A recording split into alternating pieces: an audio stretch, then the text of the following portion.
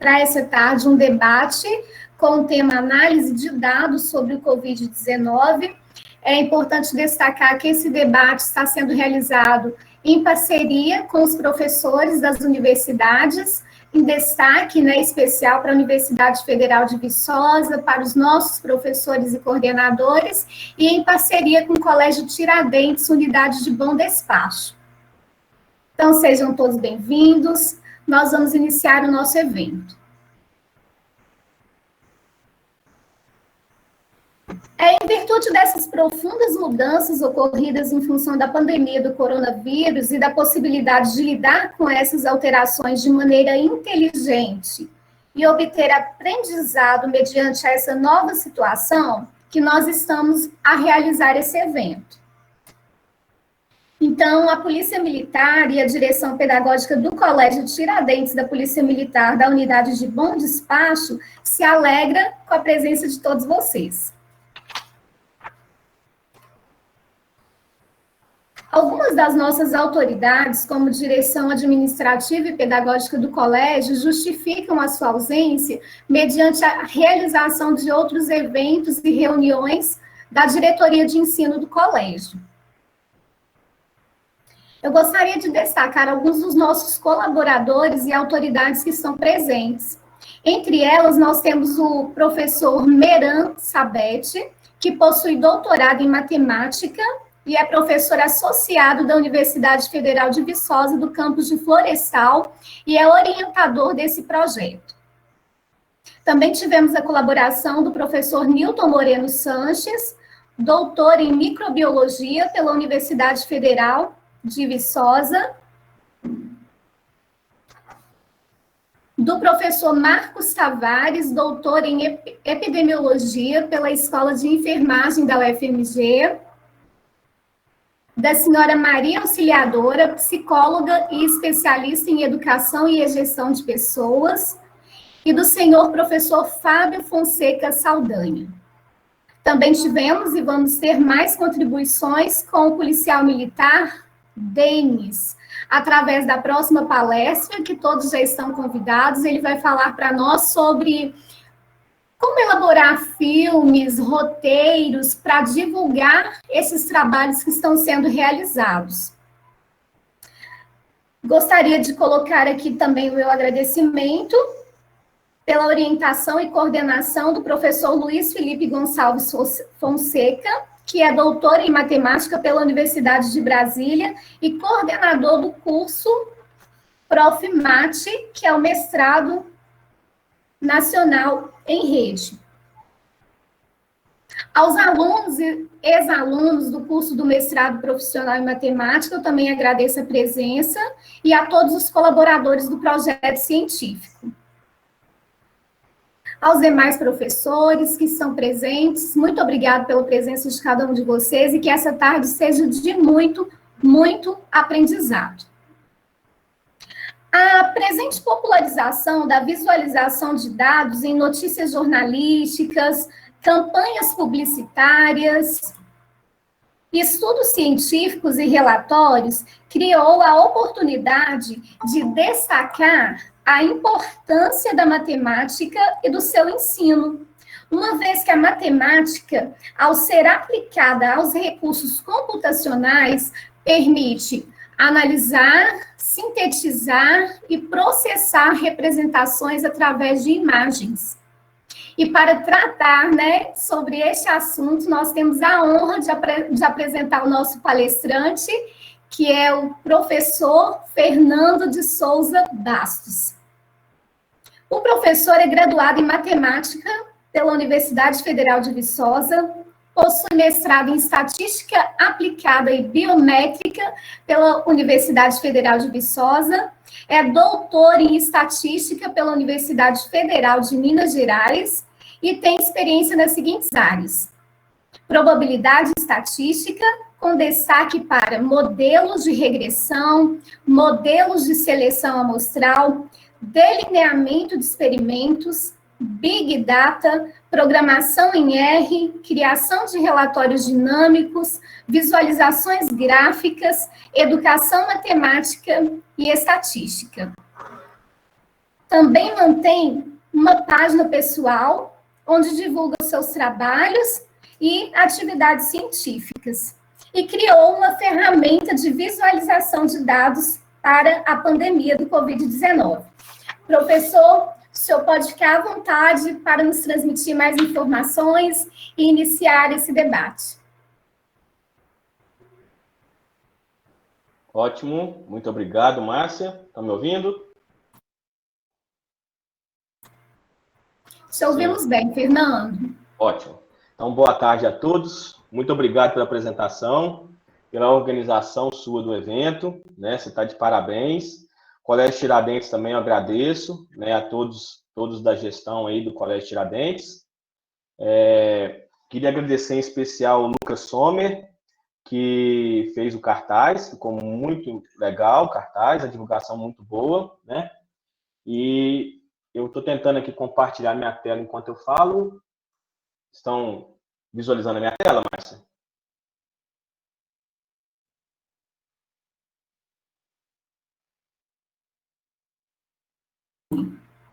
Sim, nós visualizamos sua tela.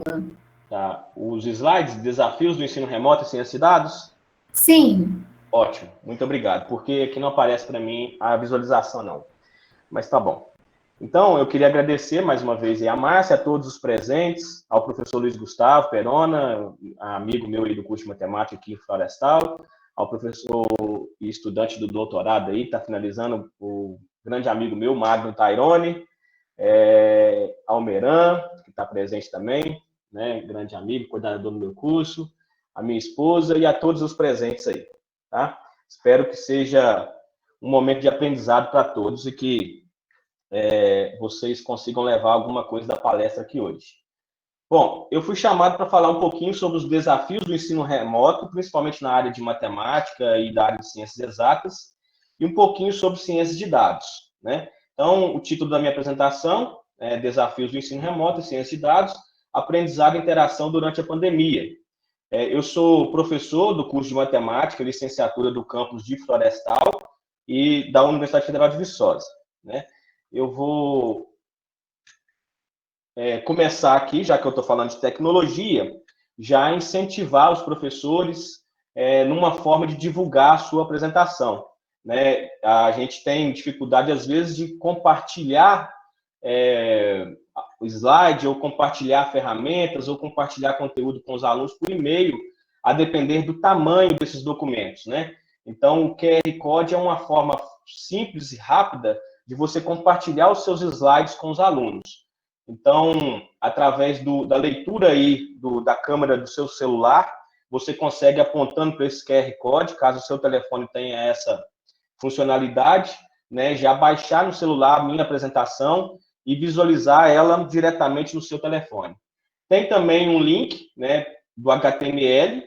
Se eu não estou enganado, se você puder mais uma vez participar aqui da palestra, Márcia, e me dizer se você consegue clicar nesse HTML aí, eu ficaria agradecido. Fernando, eu não consigo clicar nele, por ser uma apresentação da tela. Você já tentou? Está tentando? Sim. Ah, tá. Porque eu fiz o teste ontem no Google Meet e mesmo sendo apresentação eu consegui. Então, achei que pudesse ser uma novidade para mim também isso aí. Mas então tá ótimo. De qualquer forma, tem o QR Code aí para vocês baixarem no celular de vocês a apresentação. Eu também gosto muito de compartilhar o código-fonte de tudo que eu faço. Eu sou favorável a software livre, gratuito, né? E favorável também a participar todas as pessoas que têm interesse em aprender aquilo que eu estou fazendo e de reproduzir aquilo que eu estou fazendo, né? Eu sou adepto à reprodutibilidade da ciência. Então, tá aí também o código-fonte dos meus slides, tá? Então, eu gostaria de começar a falar, né, a caracterizar esses desafios que a gente está vivendo nesse momento. Um dos desafios é essa configuração dos conflitos entre as gerações. Nós temos hoje pessoas ainda da década de 60, talvez, dando aula, né? São pessoas, talvez, essa geração baby boomers, que é uma geração que veio logo após o final da Segunda Guerra Mundial, que variou entre o ano de 46, nascidos, né, entre os anos de 46 e 64, né, essas pessoas foram jovens durante as décadas de 60 e 70, acompanharam de perto algumas mudanças culturais e sociais na sociedade, mas não participaram tão enfaticamente das evoluções tecnológicas que a nossa sociedade viveu, né, num momento mais presente, né? Além disso, depois veio a geração X, que também continua em sala de aula, ainda estão trabalhando, aprenderam pouco sobre tecnologia, porque participaram da criação da televisão, né, do rádio e tal, né, mas viram uma evolução muito devagar no momento da sua juventude, foram jovens aí na década de 90, né, e ainda tem dificuldade de aceitar essa evolução tecnológica em sala de aula. Então, eles tentam, de certa forma, impor um modelo do passado na geração presente. Por exemplo, não aceitando nenhuma calculadora em sala de aula, ou pedindo o aluno ou estudante que devolva o celular, e quando acabar a aula, ele entregará novamente esse celular para esse estudante, né? Então, eles têm uma certa dificuldade de mudar aquele ensino tradicional para um ensino hoje que é cheio de ferramentas tecnológicas. Além disso, tem a geração Y, que é a geração da qual eu faço parte, né, que são os nascidos entre a década de 80 e do ano 2000. Essa geração já participou de grandes avanços tecnológicos, né, viram um desenvolvimento muito rápido da tecnologia, participou no mundo todo de uma prosperidade econômica muito grande, de várias facilidades, né?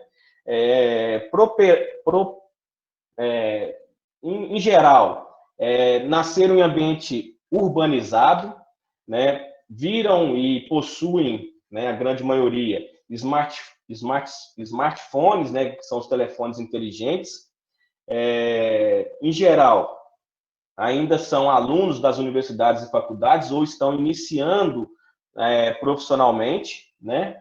Iniciando no mercado de trabalho, e já tem uma facilidade maior de lidar com as ferramentas tecnológicas. Em seguida, vem a geração Z, a geração também chamada dos milenais, né? Que nasceram entre o ano 2000 e 2020. Esses já são nativos digitais.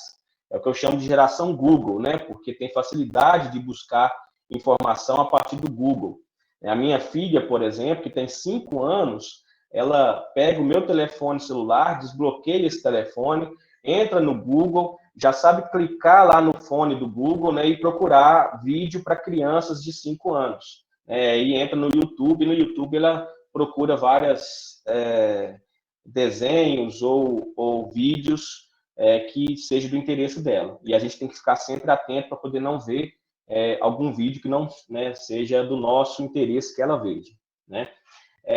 Existe uma necessidade muito grande de nós que somos das gerações anteriores e entendemos o risco que a internet pode trazer para essa geração Z, nós temos que trabalhar muito a alfabetização desses estudantes do ensino fundamental e médio que fazem parte dessa geração, para que elas não se tornem a geração que eu estou chamando aqui de geração KKK, aquela que entra no WhatsApp ou no Facebook só para trocar figurinha de coisa que não tem interesse para a formação profissional dela, né? Então, a gente tem que tomar muito cuidado com isso.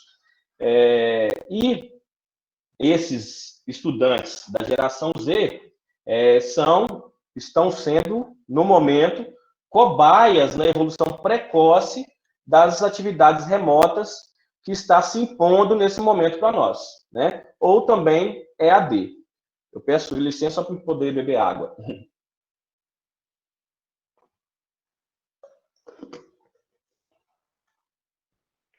Bom, continuando, então, o momento em que a gente vive é uma mistura de gerações que está sofrendo um pouco para se adaptar, né? Principalmente por conta de ainda existir muitas pessoas das gerações anteriores, né? Geração Baby Boomers, geração X, que ainda têm dificuldade de se adaptar a essas ferramentas tecnológicas, né? E muitos desses, inclusive, estão sendo obrigados a se aposentar nesse momento, caso já tenham adquirido a idade de aposentadoria, porque não consegue hoje trabalhar com ferramentas tecnológicas. A minha mãe, por exemplo, tem uma dificuldade enorme de abrir o WhatsApp ou atender o próprio telefone celular, né? Então, a gente está sofrendo um pouco, sim, para se adaptar a uma evolução precoce, mal formatada, não pensada e, de certa forma, imposta como realidade para a gente, né? Nós estamos, provavelmente, adiantando aí, penso eu, cerca de 15 a 20 anos no que diz respeito ao ensino e aprendizado, né? Com o uso de tecnologias. Eu penso que daqui a 15 anos, se não houvesse essa pandemia, é que nós estaríamos, talvez, trabalhando com alunos do ensino fundamental e médio através de atividades remotas, né? Ninguém pensava em dar uma aula para um aluno do ensino fundamental e médio sobre o assunto do ensino fundamental e médio, para a formação desse aluno, não para poder ele agregar mais informação, mas para ele ser formado ali, né, naquele momento de primeiro, segundo, terceiro ano ou série anterior, de forma remota, né? Então, essa evolução, ou esse adiantamento do tempo, está sendo feito de forma um pouco precária ainda, em geral, né? Porque a gente está aprendendo ainda a usar essas ferramentas, e somente ferramentas a princípio de interação, né? Tipo o Google Meet, o StreamYard, né? O Webex, ou Zoom, e etc. Existem uma outra infinidades de ferramentas que poderiam estar sendo usadas, que talvez os nossos alunos, esses nativos digitais dessa geração Z, tenham mais facilidade e mais conhecimento do que os próprios professores, né? Então, daí essa dificuldade. Mas só que eu entendo que nós, professores também, talvez tenhamos, mesmo nós da geração Y, né, que participamos recentemente dessas evoluções tecnológicas, tenhamos demorado a perceber que a tecnologia já faz parte, já é uma extensão do nosso corpo, até mesmo em sala de aula. Eu queria mostrar para vocês, chamar a atenção para essa imagem, principalmente essa do lado direito, onde vocês veem pessoas numa conferência, provavelmente que pagaram para estar ali, pagaram a inscrição, pagaram uma viagem aérea, né, a passagem aérea, pegaram o seu carro e deslocaram uma distância grande, pagaram um hotel, né, estão assistindo ali talvez uma pessoa importante dando uma palestra, e muitos estão no telefone celular, né? Estão assistindo ali, ou olhando o Facebook, ou o WhatsApp, ou o Instagram, ou uma rede social, ou buscando uma outra informação, ou até mesmo trabalhando à distância, em atividade remota, durante uma conferência em que eles pagaram para estar presentes. Então, a gente precisa aprender a ensinar a usar as ferramentas em momentos que são momentos importantes, né? E entender que essa evolução já deveria estar presente nas nossas salas de aula, né? Essa forma de trabalhar, esse conhecimento que a gente está adquirindo agora, já deveria fazer parte da nossa formação, né? Então, eu gostaria de destacar essa imagem, porque essa imagem diz muito sobre a realidade que a gente está vivendo, mesmo se a gente não estivesse vivendo durante uma pandemia, né? Então, o fato é que agora, ou nós nos adaptamos a essas ferramentas de ensino online, aprendemos a trabalhar com isso, ensinamos com essas ferramentas, ou nós, que somos profissionais, saímos do mercado, e esses alunos que estão vivendo esses momentos de atividades remotas precisam também ter paciência, né, com os seus professores e precisam tentar fazer o possível para aprender à distância, né? Talvez, se não houvesse essa pandemia, haveria uma dificuldade muito maior desses alunos aceitarem essas atividades remotas, né? Então, eles estão agora entendendo que, às vezes, acontecem coisas que fogem da nossa gestão e que nós temos que tomar decisões, e decisões que precisam ser respeitadas, porque não há outra forma de se fazer isso, né? Então, Além disso, algumas empresas, né, eu tenho participado aí de várias lives também e ouvido várias palestras de empresas, né, que dizem o seguinte: a nossa empresa nunca achou que seria possível fazer uma atividade remota, né, fazer um evento online. E nós estamos agora aprendendo que o evento online ajuda não somente na participação de várias pessoas que a gente nunca imaginou que poderia participar do nosso evento presencial, né, que estão participando de forma online. O custo disso está sendo muito menor, o deslocamento, a segurança, né, o deslocamento menor, a segurança maior, né, não precisa pagar o aluguel de um galpão gigante para poder fazer um evento, né? Então, muitas empresas deixarão de fazer eventos online, eventos presenciais no futuro e passarão a fazer eventos online, né? Então, nós, enquanto professores, precisamos também ensinar muito isso aos nossos alunos, a trabalhar com essas ferramentas tecnológicas, porque isso será cobrado deles no futuro, né? Dito isso, eu gostaria de afirmar que a pandemia não é bem-vinda. E ninguém deseja que ela permaneça em nosso meio, né? Isso é fato. Mas também é fato que ela adiantou, né, alguns processos e alguns fenômenos. Um deles é a necessidade de profissionais que saibam trabalhar com computador, com smartphone e outras ferramentas tecnológicas, como eu acabei de colocar. A gente não pode fechar os olhos para essa verdade aí, né? E temos que entender que tudo serve para um aprendizado, para um crescimento pessoal, para um crescimento profissional nosso. A gente tem que não somente olhar a parte ruim da pandemia, mas temos que aprender com a parte boa, né? E, infelizmente, ela veio, né? Pode ser que demore a ir embora, mas é um momento de aprendizado, né? E aí surgem alguns desafios para a gente, né? Os professores, por exemplo, qual que é o desafio para o professor? Existem vários desafios. Alguns que eu gostaria de destacar são se manter jovem, né? O que eu quero dizer com se manter jovem? Nós, professores, todos os anos estamos ficando um ano mais velho.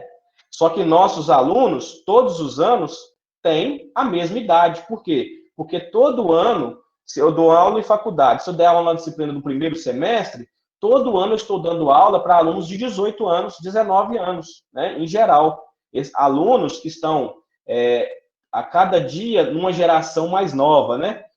Sabendo trabalhar com ferramentas tecnológicas diferentes. Então, se eu não me manter jovem nesse sentido de aceitar as mudanças, eu irei ficar para trás também, né? E irei ter dificuldade em problemas que poderão surgir no futuro e que dependerão dessa jovialidade minha ou dessa vontade de poder trabalhar com coisa nova, né? Eu tenho também que praticar o desapego, né? Eu sou apaixonado pelo que eu faço, eu gosto muito do que eu faço.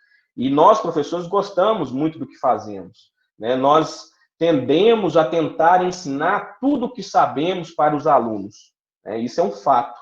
Só que a gente tem que entender agora que nem tudo que a gente sabe e que a gente poderia ensinar de forma presencial seja interessante para ser apresentado através de atividade remota. O que eu quero dizer com isso? A gente tem que avaliar mais o que a gente está ensinando para as pessoas. O que será cobrado dele? O que ele vai conseguir, talvez, se caso seja necessário, ele correr atrás. Eu trabalho com formação de professores. Eu trabalho num curso de matemática.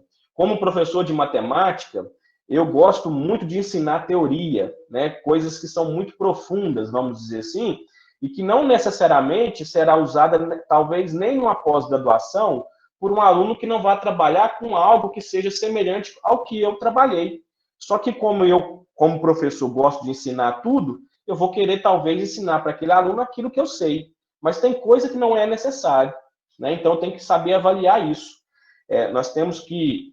não podemos falar tudo de tudo, né? Porque a gente não pode pecar pelo excesso. É nesse sentido que eu coloco esse outro desafio. A gente precisa se atualizar e sair da nossa zona de conforto. É coisa que já era falado para nós, professores, antes da pandemia.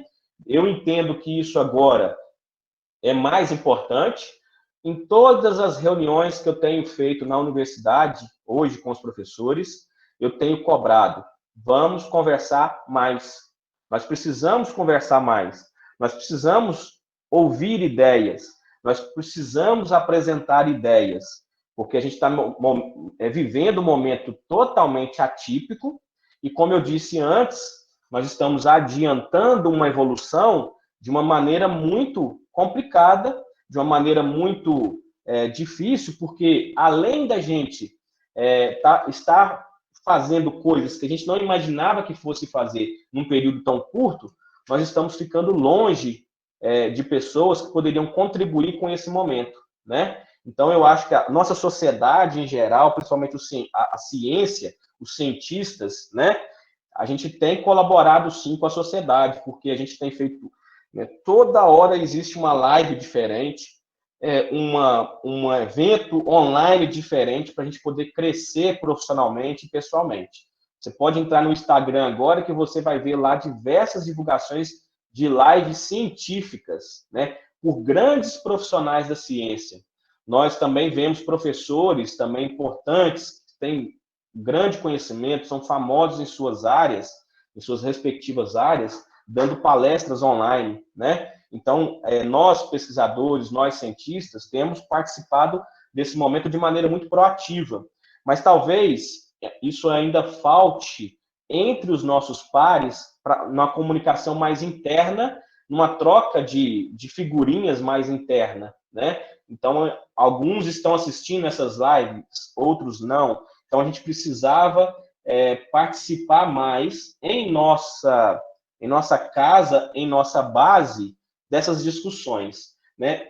Nós precisamos também aprender a utilizar metodologias ativas de ensino, o que não é simples, né, para fazer à distância, mas existem também ferramentas que podem ser utilizadas. E um outro grande desafio, principalmente para a área de exatas, é elaborar avaliação. Elaborar avaliação não é simples, principalmente para nós que temos dificuldades em aceitar alguma ferramenta, que tínhamos dificuldade de aceitar alguma ferramenta tecnológica durante a prova, né? Agora não, agora a gente é obrigado a fazer isso. E como que a gente vai fazer? Isso é um desafio realmente, e a gente precisa conversar mais para a gente poder tentar resolver esse desafio. Os alunos, existem outros desafios, é o que eu consegui pensar. Esse slide até acrescentei, essa palestra foi feita especialmente para o Colégio Tiradentes, e isso foi o que eu consegui pensar hoje. Esse slide eu pensei em colocá-lo hoje na minha apresentação. É ter paciência, precisa ajudar o professor, porque tem muitos professores que têm dificuldades com ferramentas tecnológicas e há alunos que não têm. A Márcia me falou hoje do Lucas Sommer, que é um aluno do 2º ano do ensino médio, que fez aquele cartaz, que tem muitos professores que talvez não fariam tão bem ou teriam muita dificuldade em fazer, né? Está de parabéns, já agradeci ele, mas mostra aí uma facilidade que um aluno do 2º ano tem, né, de construir algo ligado a uma ferramenta tecnológica que uma grande parcela dos professores não tem, né? Outra coisa que nós precisamos o que o aluno precisa é aprender a selecionar o que é importante, né? Ele não pode tentar sempre selecionar aquilo, por exemplo, um vídeo no YouTube ou ficar buscando no Google somente coisas que não acrescentam ao conhecimento dele. Esse estudante que está fazendo um ensino remoto, a gente precisa ensiná-lo e ele precisa também aprender e ter autonomia para aprender e correr atrás desse conhecimento, a selecionar o que é importante para ele, porque isso vai ser cobrado dele também a partir de agora, né? A gente precisa, enquanto professor, gerar emoção no aluno, porque a gente já sabe que um aluno, principalmente esses nativos digitais hoje, aprende de forma sensorial, de forma emotiva. Nós precisamos emocionar nossos alunos e nós precisamos incentivar a participação desses alunos nas nossas atividades interativas, nas nossas atividades remotas, né? Só assim eles irão aprender de fato o que a gente está ensinando hoje, né? É lógico que eu não sou um profundo conhecedor e um profundo estudante desse momento e dessas dificuldades que a gente está vivendo, mas isso é o que eu tenho visualizado no momento. Existem outras coisas que eu não acho que seja o interesse daqui, mas o que a gente, trocando em miúdos, esse slide, o que a gente precisa é colocar a mão na massa, né? É o hands-on, né? Ensinar o aluno a colocar a mão na massa, né? Então, para continuar, eu gostaria de falar um pouquinho das ferramentas que eu uso nas minhas atividades remotas e no meu ensino remoto, e que eu acho que é importante. São ferramentas principalmente ligadas à minha área de trabalho, né? À ciência de dados e à programação e ao ensino de matemática e estatística. Uma das ferramentas que eu utilizo desde 2018 e que todos os meus alunos têm participado dessa ferramenta, eu crio turmas dentro dessa ferramenta, é a Khan Academy. Para mim é uma ferramenta excepcional, né? Foi criado pelo Salman Khan. No Brasil, ela tem os vídeos dela, desse portal, traduzidos para o português através da Fundação Lehman, que é uma fundação brasileira, sem fins lucrativos, né? E nessa ferramenta a gente vê ali diversos conteúdos de matemática, de ciências, de português, né? E é uma ferramenta muito importante que vale a pena você, professor, analisar para poder ser utilizada nas suas atividades remotas e você, estudante, para poder aprender mais, né? Então, eu sugiro a Khan Academy. Outra ferramenta aí é o TED Talks. Uma coisa que eu gostaria de chamar a atenção para vocês quando vocês baixaram essa apresentação no celular de vocês através da leitura do QR Code lá no início da apresentação, vocês conseguem agora, clicando em uma dessas imagens que vocês estão vendo, ir para o link da imagem, tá? Então, aqui é uma forma de você visualizar a mesma página que eu estou mostrando aqui no slide no portal de origem dessa apresentação. Então, fique à vontade aí para clicarem e ser encaminhado para outra página, tá? Então, tem o TED Talks, que é uma organização também sem fins, o TED, né, na verdade, é uma organização sem fins lucrativos. O portal chama TED Talks, porque há nesse portal palestras curtas, de até 18 minutos, versando sobre todos os conteúdos possíveis ou conteúdos que você tiver o interesse de conhecer. Tem muita coisa interessante lá, palestras feitas por pessoas importantes da sociedade, por grandes empresários, por grandes pesquisadores, né? E por gente comum também, mas que tem um grande aprendizado a poder passar para outras pessoas. Então, eu sugiro muito que vocês, estudantes, e vocês, professores, possam conhecer esse portal. Lá tem vídeos em português e tem muitos vídeos em outras línguas, tá? Então, fiquem à vontade para poder utilizar o TED Talks também nas aulas ou no momento de procura de informação, né? Um outro portal que eu não poderia deixar de falar, que é o mais conhecido, é o próprio YouTube. Só que o YouTube você tem que tomar um certo cuidado, porque ele é um portal, é uma rede social de vídeos, né? De compartilhamento de vídeos, que tem de tudo, né? Então você precisa saber buscar informação nesse portal. Você tem desde uma coisa que não presta para nada, que é tipo aqueles vídeos do Lucas Neto, até portais de conteúdos, de grandes conteúdos, tais como o canal do IMPA, que é o Estudo de Matemática Pura e Aplicada, né, que produz vídeos de alta qualidade em matemática, né? Então, eu sugiro muito que vocês saibam procurar no YouTube e eu sugiro também que os professores saibam ensinar ou indicar a seus alunos os canais que são de interesse para a sua disciplina dentro do YouTube, né?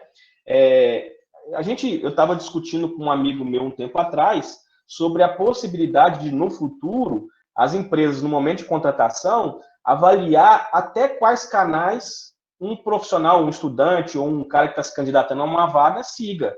Porque se ele pegar um profissional que siga somente canais que não agregam nada, nem para a empresa, nem para essa pessoa, eles vão entender que esse cara ou esse candidato é uma pessoa que nem em momento nenhum procura a ser mais produtivo, a se informar, a procurar a se educar, né, de forma, ou sozinho, né, ele cresceu, às vezes, né, tem um bom currículo, mas cresceu somente dentro da academia, fora da academia ele não busca mais informação. Então, existe sim também a necessidade da gente não só aprender, mas para a gente poder colocar nos nossos canais, nas nossas redes sociais, coisas que são importantes para as empresas que a gente está se candidatando também a uma vaga, né? Então, fica aqui a minha sugestão, essa responsabilidade com o YouTube, né? Bom, tem outras diversas indicações aqui, principalmente para a área de ciências de dados, que eu vou falar um pouquinho mais agora. O Veduca, por exemplo. No Veduca tem várias aulas, vários conteúdos lá, e tem também conteúdos da área de probabilidade, estatística, que é a área, né, que envolve a base aí da ciência de dados, né? Tem a Udemy, tem vários também canais, tem vários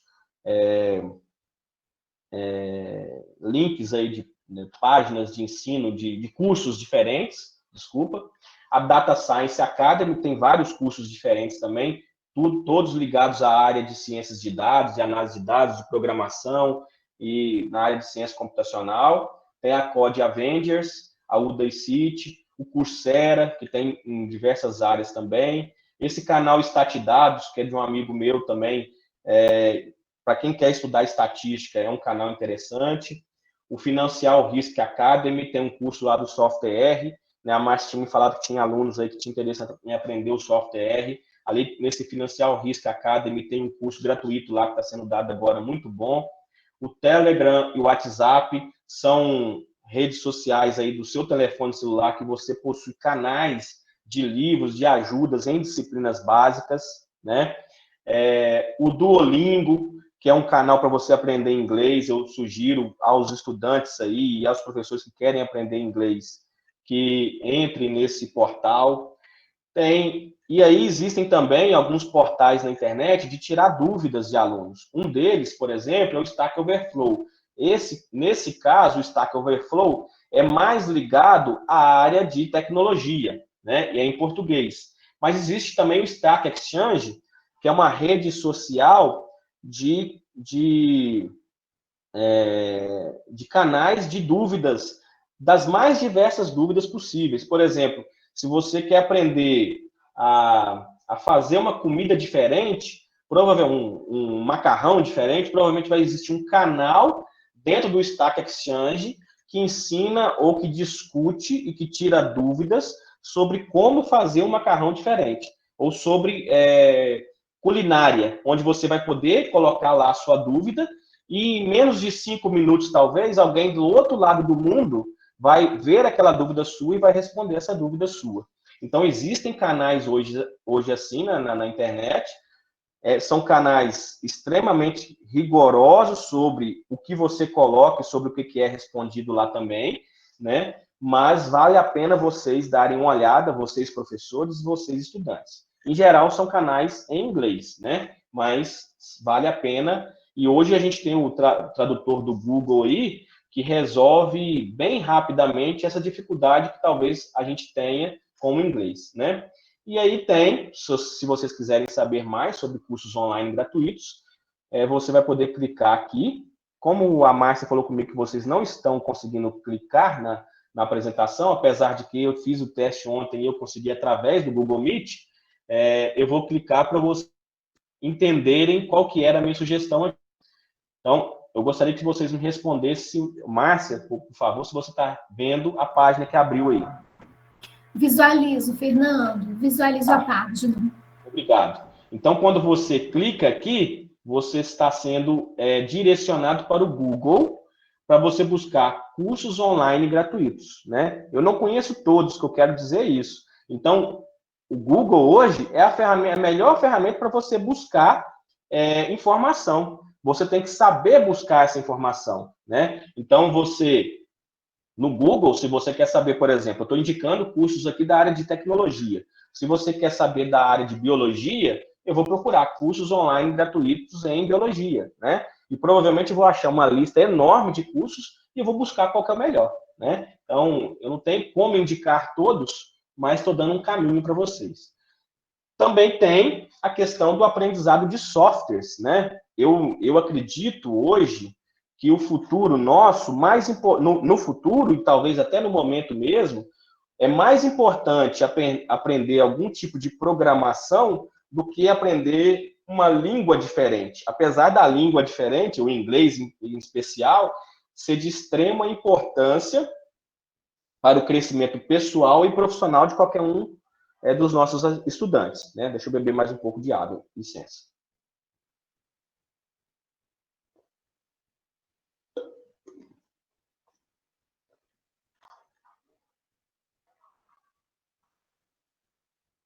Então, aqui eu estou sugerindo o software, o GeoGebra, o Excel e a linguagem LaTeX, que talvez seja uma linguagem um pouco mais complicada para alunos do ensino fundamental e médio, mas eu estou indicando somente softwares e essa linguagem LaTeX, porque existe uma comunidade enorme de pessoas na rede internacional de computadores, na internet, disposto a ajudar qualquer um que tenha dúvida. Né? Então, a linguagem LaTeX foi criada por Donald Knuth na década de 70, é a segunda linguagem mais, aliás, é o software, é o programa, é a linguagem, a segunda linguagem mais antiga em uso no mundo hoje. A primeira é um que está naquela nave espacial Voyager, né? Que provavelmente daqui a pouco tempo não vai existir mais. Foi colocado lá nessa máquina para mandarem fotos do espaço, se não me engano, de Marte, e essa Voyager está desde a década de 70 mandando imagens do espaço para a gente.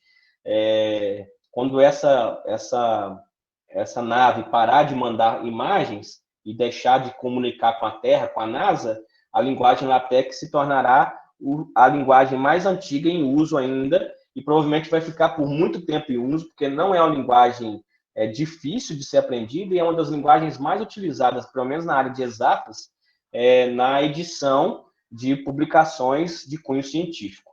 Né? A gente tem o GeoGebra, que é uma ferramenta matemática excepcional, gratuita, e o software, que também é gratuito.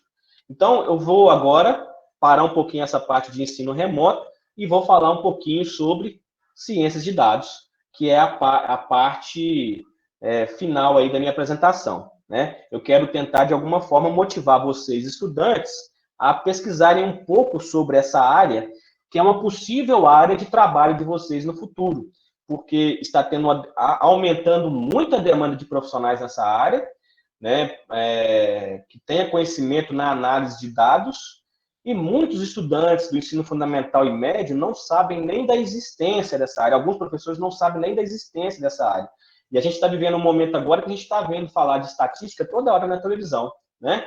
E muitos que a gente tem, muitos gráficos, muita informação que é passada na televisão, é dada por cientistas de dados, né? Então, é uma área que inclui informações e conceitos complexos sobre dados e análise de dados, né? Essa é uma definição bem sucinta da área, mas ela é abrangente no sentido de dizer o que de fato o cientista de dados faz. Ele trabalha com análise de dados, né? Ela é uma área multidisciplinar, que envolve matemática, estatística, computação, ciências sociais, ciências atuariais e outros conhecimentos também, administração. Mas você não precisa ser formado em todas essas áreas. Você precisa ser proativo e competente o suficiente para buscar informação em relação a alguma área que não faz parte da sua formação. O fluxograma, o fluxo de trabalho da ciência de dados, da análise de dados, foi apresentado pelo Harvey Wickham, que é um dos caras mais famosos na área de programação do software. É esse que vocês estão visualizando aí no slide 17. A gente faz a importação, a gente faz a arrumação dos dados, aí depois a gente entra nessa caixinha de transformação, visualização, modelagem, transforma de novo, visualiza de novo, e a partir do momento que a gente vê que tem informação a ser passada e pode ser comunicada, a gente comunica essa informação à sociedade. Existe hoje uma discussão que eu acho que é muito importante, que além dessa setinha da comunicação, nós tenhamos a setinha da automatização. E aí vem a importância de aprender programação, né? Porque nós fazemos, às vezes, análise de dados de um banco de dados hoje, amanhã é acrescentada alguma outra informação nesse banco de dados, e se a gente faz isso num software que faz a análise do banco de dados através de vários cliques, né? Eu clico no menu à direita, clico no menu à esquerda, clico num ponto em cima, clico num ponto lá embaixo e tal. Amanhã eu tenho que repetir todo o processo novamente. Mas se eu faço a análise do banco de dados através de uma linha de código, de uma escrita de programação, amanhã, quando eu for ter que analisar o mesmo banco de dados novamente, com a mesma estrutura, somente com alguns dados diferentes, basta eu fazer novamente a compilação daquele código em cima do banco de dados, às vezes com apertar de uma única tecla, né? Então, a automatização é extremamente importante. E é isso que eu faço no dashboard que eu vou apresentar para vocês daqui a pouco sobre o coronavírus, tá? Então, vou explicar melhor, talvez, isso lá. Então, de acordo com o Instituto Gartner, que é um dos institutos mais famosos na área de análise de dados, de ciência de dados no mundo hoje, está presente em mais de 100 países, o mundo produz hoje cerca de 2,2 milhões de terabytes de novos dados. E a previsão que até o final desse ano nós tenhamos um total de 40 trilhões de gigabytes de dados no mundo à disposição para ser analisado. Só que há uma estimativa de que somente 5% desses dados sejam, de fato, analisados e transformados em informação para a sociedade, para uma empresa ou para alguém que precisa tomar uma decisão. Ou seja, cerca de 2,1 milhão de terabytes não é analisado. Então, você imagina a quantidade de profissional que já é demandado para o mercado de trabalho e que será ainda mais demandado daqui para frente, né? Então, é uma área que está bombando, que precisa de muito profissional e que tem um bom salário também. Mas o que é preciso para se tornar um cientista de dados, né? É preciso muitas coisas, mas eu vou falar das três, no meu ponto de vista, mais importantes. Primeiro, é ter um pensamento lógico matemático. E nesse momento eu quero incentivar vocês, estudantes do ensino fundamental e médio, que não sabe, às vezes, por que tem que aprender algo que talvez, aparentemente, você nunca irá usar na sua vida, eu quero confirmar ou ressaltar a importância desse conteúdo para ajudar você a tomar uma decisão rápida, a pensar estrategicamente, a ter um pensamento lógico matemático. E para isso você precisa estudar geometria, álgebra, contagem, funções, probabilidade, matemática financeira, etc. Né? Talvez naquele momento que você está estudando, você não entenda a importância daquele conteúdo, porque você acredita que você nunca irá usar. De fato, talvez na prática, aquele conteúdo específico você nunca utilize, mas aquele conteúdo específico vai ajudar muito na abertura da sua mente para tomar decisões rápidas, coisas que as empresas no momento querem, né? Outra sugestão aí, outra coisa que eu acho extremamente importante, que eu já falei, é aprender a programar. Você não pode ficar brigando com o computador, você precisa transformar o computador numa ferramenta de trabalho e numa ferramenta importante para você. Tem várias linguagens de programação que são interessantes, que são importantes, né? Escolha uma delas, né? Se adeque, aprenda uma delas, pelo menos nesse momento inicial, que depois você vai ter maior facilidade de aprender qualquer outra linguagem de programação que lhe seja cobrada, né? Aprenda a trabalhar com banco de dados também, pelo menos inicialmente com bancos de dados mais simples, não relacionados, o Excel, com em formato XLS, XLSX, CSV e TXT. Deixa eu beber mais um pouco de água, licença.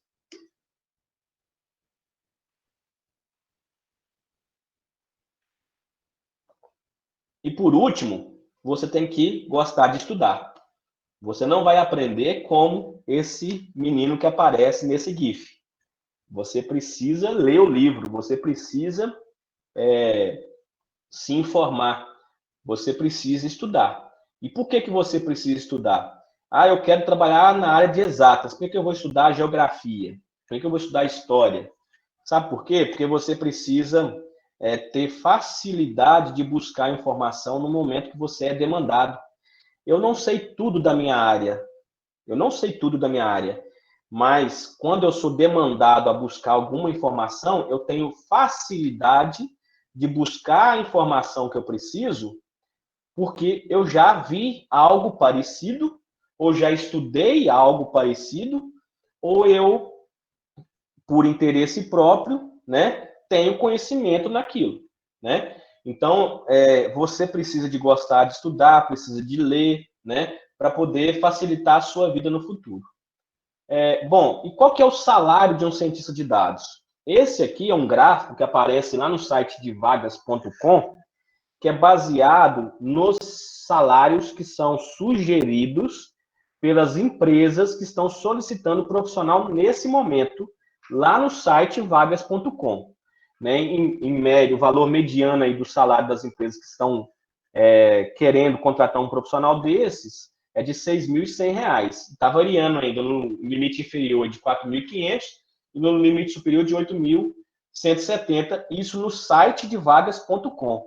Mas existem empresas contratando profissionais com salários bem maiores do que esse. Eu recebi pela Márcia ontem uma reportagem do dia 1º de julho falando sobre o salário de pessoas que trabalham com programação e com tecnologia. O salário de quem trabalha com a linguagem R, em média hoje, no mundo, é de cerca de US$61 mil, né? Mais ou menos aí, anual, né? O salário anual, cerca de R$250 mil, né? Por ano. Então, é um salário aí bem interessante para quem trabalha nessa área. E os Estados Unidos hoje é um dos países que mais contratam cientistas de dados, tá? Então, se você souber inglês e tiver uma formação boa nessa área, mesmo que aqui no Brasil, você tem facilidade de ir para o estrangeiro trabalhar nessa área de ciência de dados, né? Então, bom, eu vou falar agora também, continuando um pouquinho sobre a área de ciência de dados aí, mas mais especificamente sobre o software R e sobre algumas coisas que eu produzo nesse software, né? Tentando, de certa forma, ressaltar a importância desse software para vocês. Né? O software R, quando você é um software livre, gratuito, né? Quando você instala no seu computador a primeira e abre o R no seu computador, a primeira tela que você visualiza é essa.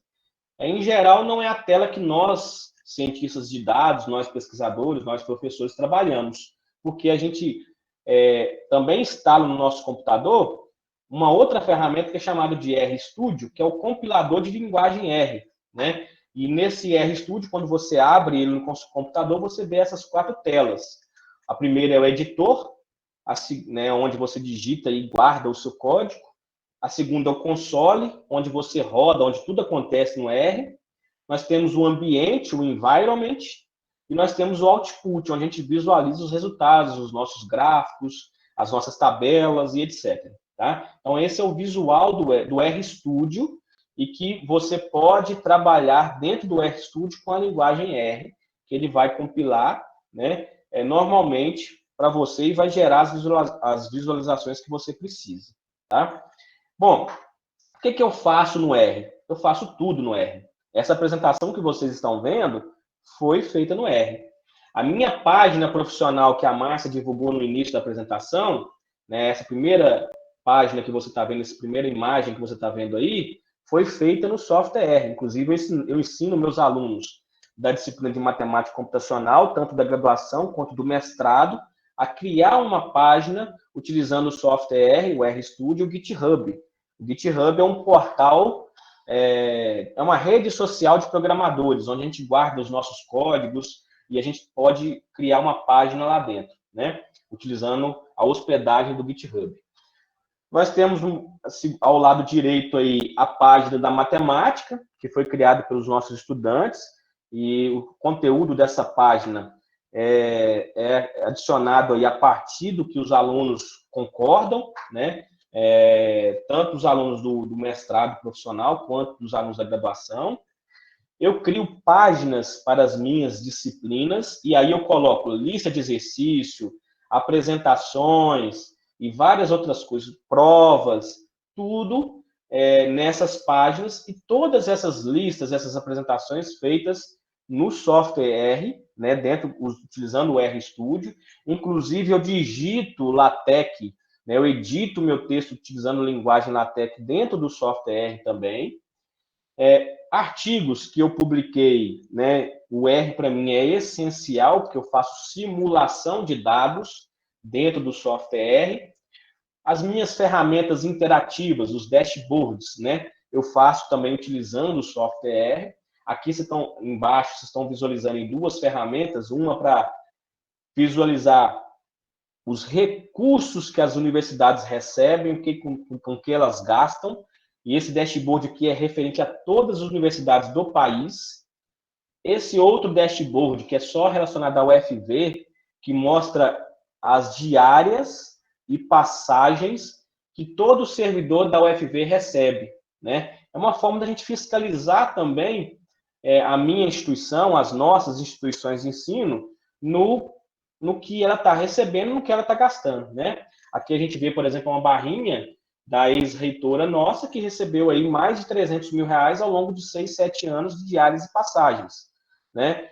A gente tem, visualizando isso, possibilidade de cobrar. Espera aí, você recebeu esse valor alto aí, né?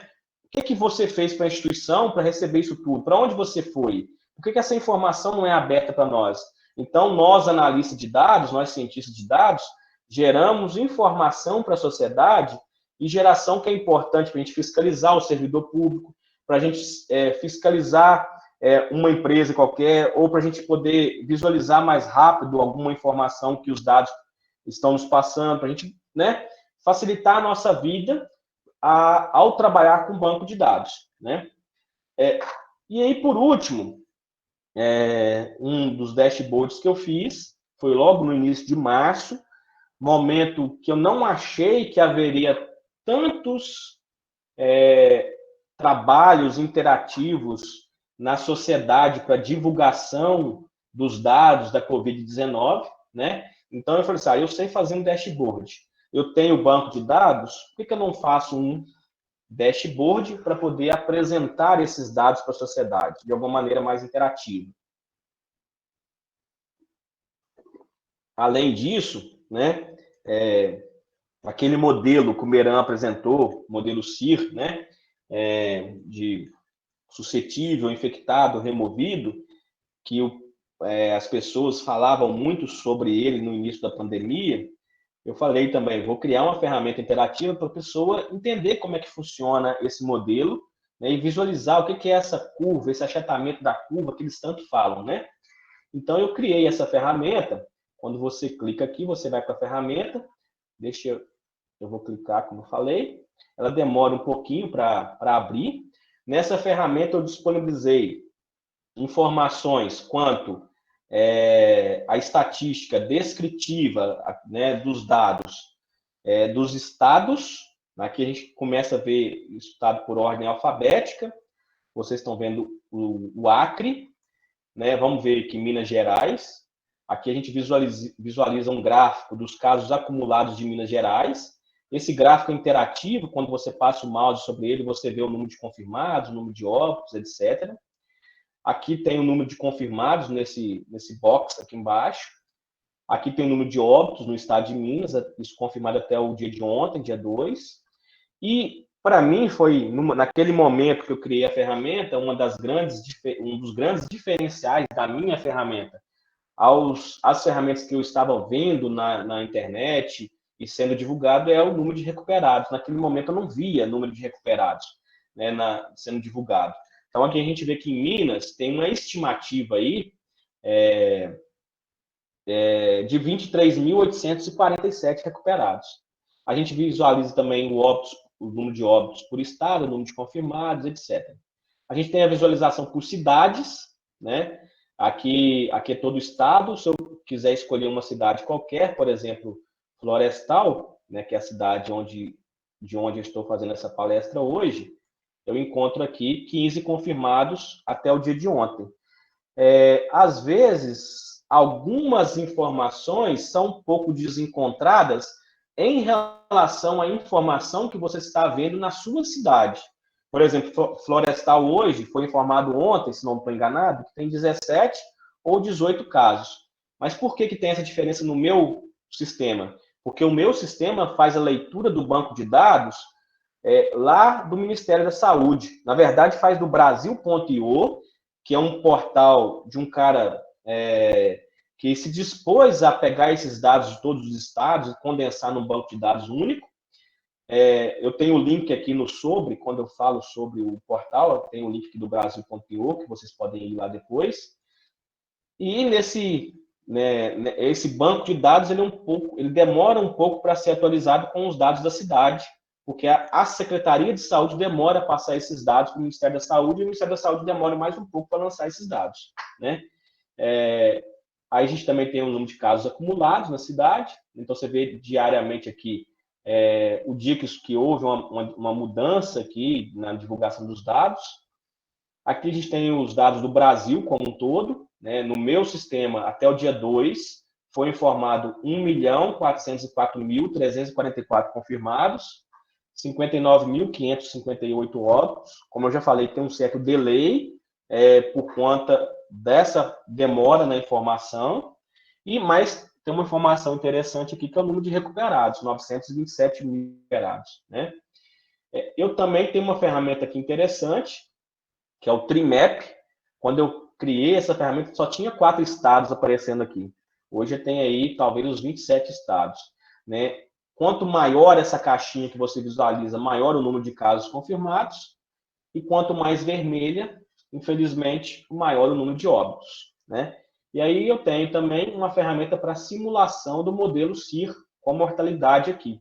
Esse aqui não é um modelo que foi publicado, não é um modelo meu, é um modelo que existe na literatura. A única coisa que eu fiz foi programá-lo nesse software para a pessoa entender como que funciona a disseminação da doença, né? Se eu aumento o número de pessoas que são infectadas por um único contaminado, como é que se dá o crescimento, né, e a distribuição dessa curva ao longo do tempo?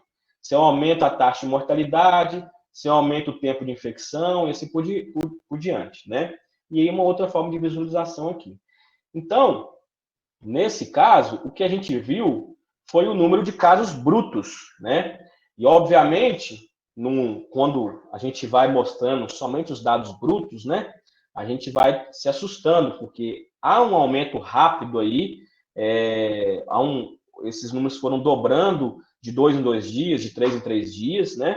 Embora seja importante conhecer esse número de casos confirmados, nós usarmos somente essas informações pode rapidamente nos levar a pensar num cenário iminente e inevitável do dia do juízo final.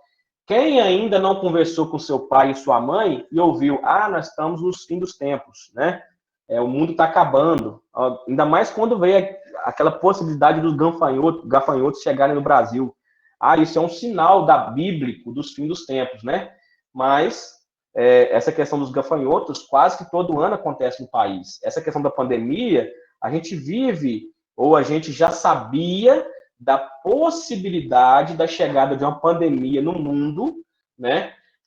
E causada por um vírus de gripe, ou um vírus desconhecido, mas que causaria sintomas parecidos com o da gripe, né? Então, não pelo menos eu imagino, né, uma sugestão do juízo final, né? Nós estamos vivendo uma pandemia que vai passar, se Deus quiser, né? E a gente torce para passar o mais rápido possível, né? Assim, o que eu gostaria de dizer é que é extremamente importante falar sempre sobre o número de recuperados, como eu coloquei no meu sistema, e também avaliar outras variáveis, né? Só um minuto, vou beber água de novo.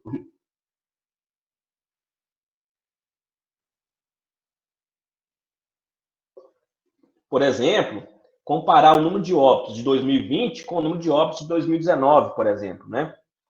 Ou de anos anteriores. Será que esse ano, mesmo com a pandemia, esse ano está em termos de número de óbitos, tão diferente do ano passado?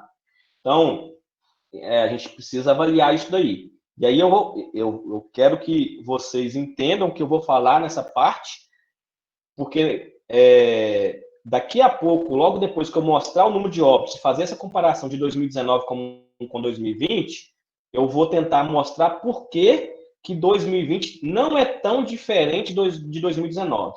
Né? Outra questão, para a gente analisar uma outra variável importante, é saber, por exemplo, que quando algo é divulgado, tal como nesse gráfico aqui, às vezes a gente tem um impacto grande quando a gente vê um mapa como esse do lado esquerdo, todo vermelho, né, com vermelho escuro, mas esse gráfico ele é gerado utilizando os valores absolutos, os valores totais, e não levando em consideração a população da cidade, né, ou do estado, a proporção de pessoas naquele estado. 10 casos em uma cidade de 100 mil habitantes, talvez seja, nesse caso, muito menos preocupante do que 10 casos em uma cidade com 100 habitantes. Ou talvez o contrário, porque 100 habitantes talvez esteja tão espalhado, né, que talvez corra menos risco do que numa cidade de 100 mil habitantes. Mas a questão é, quando você vai criar um gráfico semelhante a esse, né, ou vai informar alguma coisa comparando estados diferentes, cidades diferentes, é importante que você leve em consideração o tamanho populacional. Né? Aqui, por exemplo, uma outra dificuldade que nos leva a erros. Uma fonte não segura. Isso aqui foi publicado no Twitter. Se você clicar nessa imagem depois que você pegar esse slide, você irá para o Twitter da pessoa que publicou isso. Né? Ele colocou, finalmente os dados, abre aspas aí, finalmente os dados do Rio são divulgados de forma honesta pela Globo. Esse é o cenário. E aí? Alguém mais vai fazer espetáculo pela absurda volta do futebol ou vão brigar com os números? Querendo dizer que a pandemia está acabando no estado do Rio de Janeiro. Né? Quando, na verdade, logo depois dessa publicação no Twitter, veio um cientista de dados, um cara responsável, e mostrou essa visualização aqui. Deixa eu dar play. Espero que vocês estejam visualizando aí. Nessa visualização, você vê em azul uma espécie de replicação do gráfico anterior. Só que aquela parte vermelha representa os dados de óbitos que estão sendo informados com bastante atraso pela Prefeitura do Rio de Janeiro. Esses dados, se eles forem do dia que foi divulgado, eles são distribuídos ao longo das datas anteriores, ele vai gerando um acúmulo de mortes de acordo com aquela curva vermelha que vai subindo. Então, vocês estão percebendo que, apesar do gráfico azul ter um certo decrescimento, o número real de mortos, né, de óbitos, está subindo no estado. Então, esse gráfico anterior não é verdadeiro. Tá? Então, é muito importante que você saiba olhar fonte segura. Uma outra questão é que a pessoa que publicou esse gráfico no Twitter, esse segundo gráfico, ele colocou o código-fonte para você reproduzir o gráfico dele no seu computador. Essa pessoa anterior colocou esse gráfico, escrito lá embaixo, fonte SES, Secretaria de Estado da Saúde do Rio de Janeiro. Eu tive a curiosidade de procurar esse gráfico no SES. Eu não encontrei. Então, não sei até que ponto ele, de fato, estava lá na secretaria. Talvez até estivesse, mas a secretaria percebeu que aquilo estava errado, alguém informou para ela e tirou do site. Né? O fato é, não existe a fonte aqui. A citação apenas da fonte, sem um link para você ir lá verificar se aquilo é real, talvez não seja uma fonte segura. Então, tome cuidado com isso. Bom, aí vem a questão da comparação de óbitos entre 2019 e 2020. Isso aqui é o painel registral do Registro Civil do Cartório de registro civil, né, e de todos os cartórios do país, que criou um portal da transparência e está divulgando os dados da Covid-19. Então, quando você entra nesse portal, você poderia entrar aqui, visualizar somente os dados de mortalidade devido à Covid-19, ou analisar todas as mortes por outras causas e por causas respiratórias.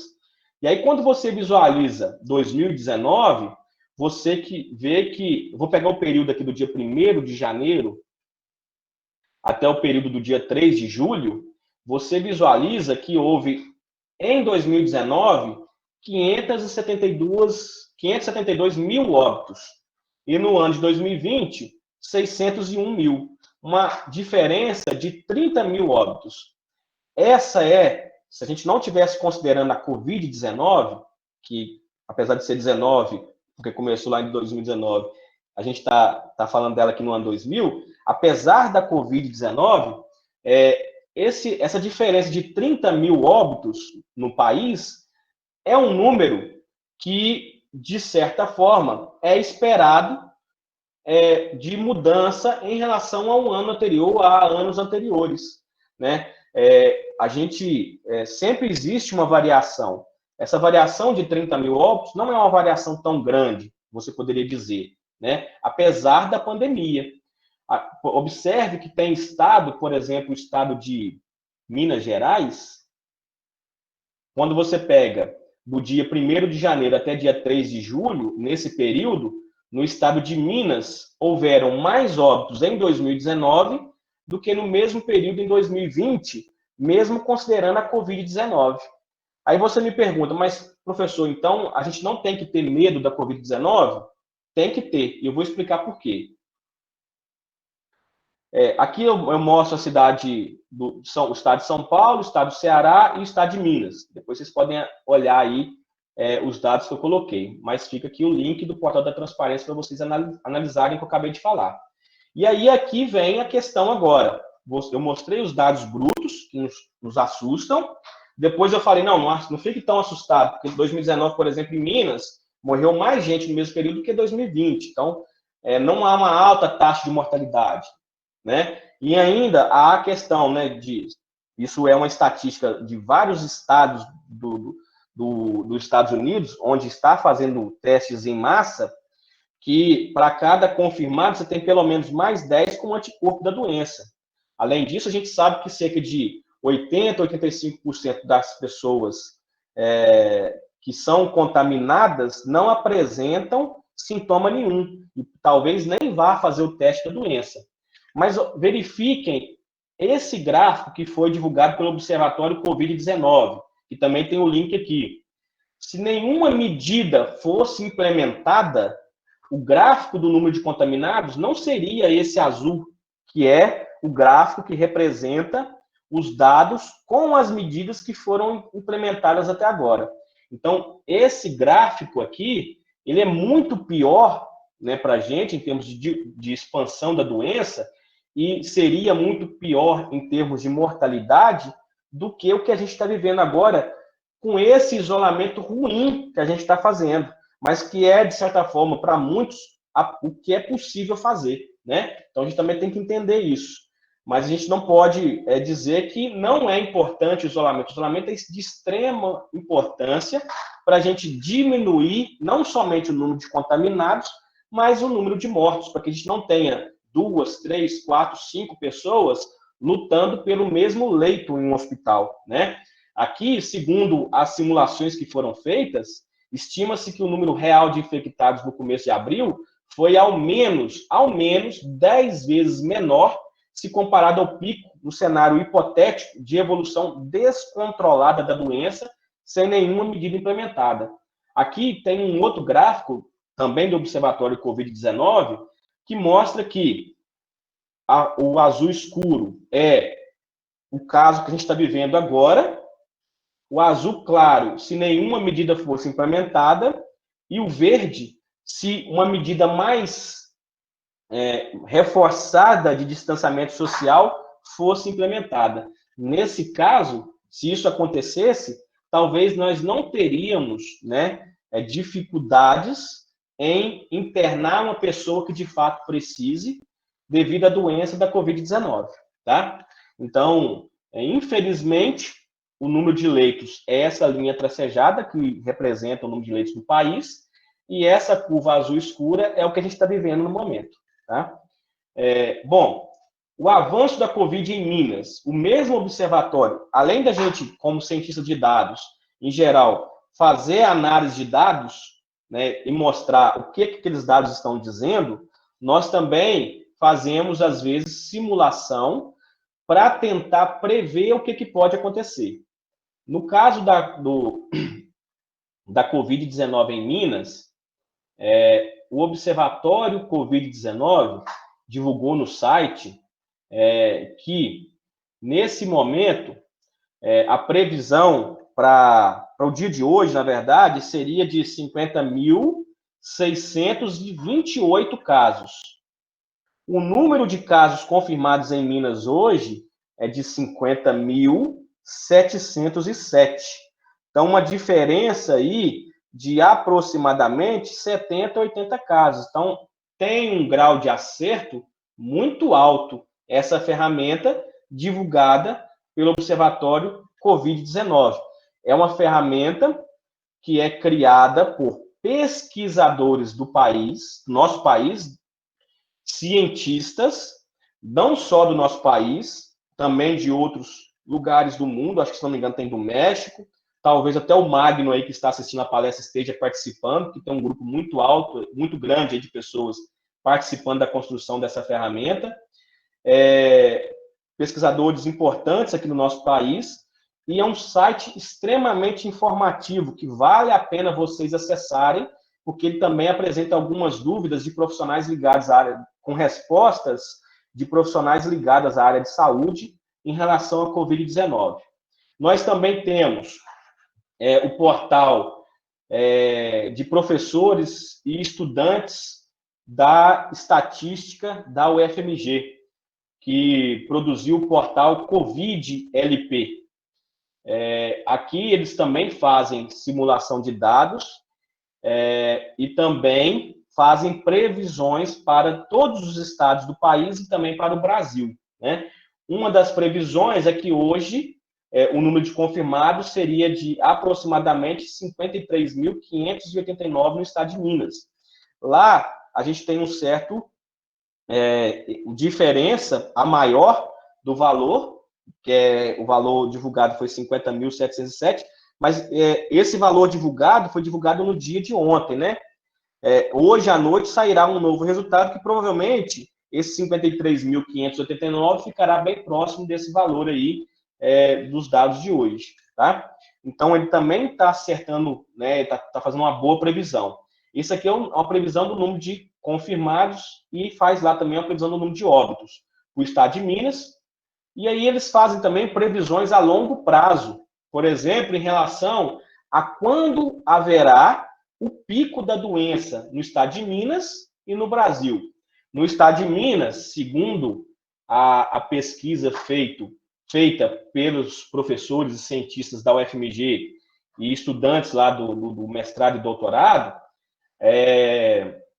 o pico da doença em Minas Gerais será no dia 3 de setembro.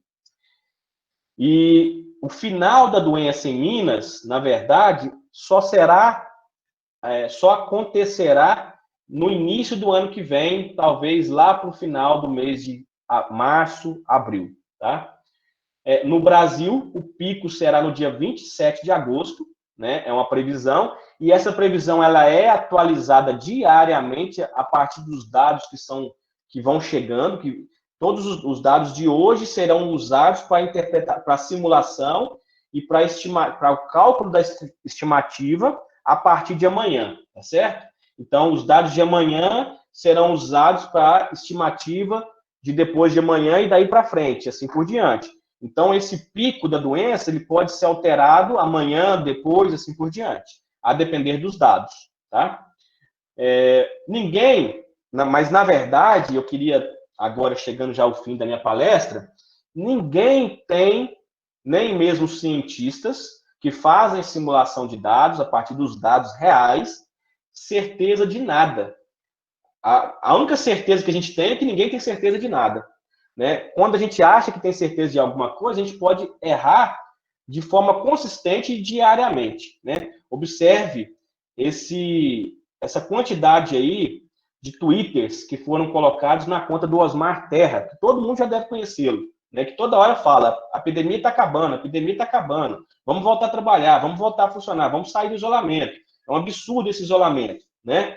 Então, ó, o Osmar Terra, no início, no dia 2 de abril, falou que estava acabando, depois no dia 18 de abril, falou novamente que estava acabando, depois no dia 12 de maio, depois no dia 1º de junho, depois no dia 17 de junho, e aqui não tem mais Twitter dele, porque provavelmente não cabia na tela, mas toda semana ele fala que a epidemia está acabando, e a epidemia só está crescendo. Então a gente tem que ter muito cuidado para aquele cara que nem cientista é, que não sabe trabalhar com análise de dados, e que fica toda hora abrindo a boca dizendo, tá acabando, vamos acabar com o isolamento, é isso, eu tenho certeza, vamos ver essa análise aqui, que não tem respaldo nenhum científico, etc. Né? Então temos que tomar cuidado com isso. Nós tínhamos tempo, o Brasil tinha tempo, nós tínhamos o SUS, nós tínhamos experiência com outros países, a Itália, a França e tal, que começou a crescer muito rápido lá, e a gente viu crescendo lá e se desenvolvendo, e a gente tinha um ministro da Saúde, né? E hoje a gente está aí correndo vários riscos, né?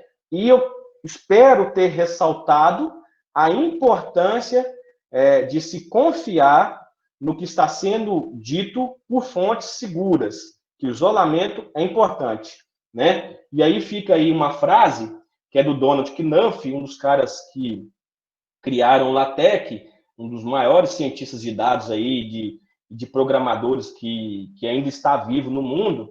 Ele disse em 1974, em um livro dele chamado A Arte de Programar, que ciência é conhecimento que entendemos tão bem que podemos ensiná-la para um computador. Todo o resto é arte. Bom, as minhas referências, o meu dashboard, o site dos pesquisadores da UFMG, professores, ex-alunos e amigos meus lá da UFMG, o Observatório Covid-19 no Brasil. Tenho outras referências que foram acrescentadas aí nos slides, né, nas figuras. Basta clicar na figura que você será encaminhado para a página onde eu tirei a figura. Esse site do Sigmodal aí, também que eu olhei algumas coisas relacionadas à ciência de dados para poder compartilhar com vocês. Então é isso. Muito obrigado. Espero ter emocionado vocês um pouco para poder para garantir que vocês guardem na memória o que eu falei aí hoje. Muito obrigado. Muito obrigada, professor Fernando, pela riqueza das informações transmitidas, por ressaltar o desafio de aprender a aprender à distância e por destacar a importância da matemática para todas as áreas da formação humana. O aluno Vitor Afonso, ele vai deixar uma mensagem de agradecimento para o senhor e logo após nós vamos abrir para que os demais participantes possam registrar as suas perguntas e interagirem conosco.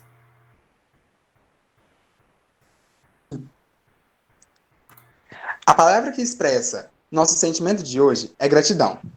Após tantas descobertas, percebemos o quão a matemática é adjacente às reais necessidades de toda uma sociedade, que encaminha em busca de transformações contínuas, principalmente quando se buscam medidas eficazes que contribuam para refrear o sofrimento humano. Obrigado, professor Fernando Bastos, pela oportunidade de ampliarmos nossa visão de mundo.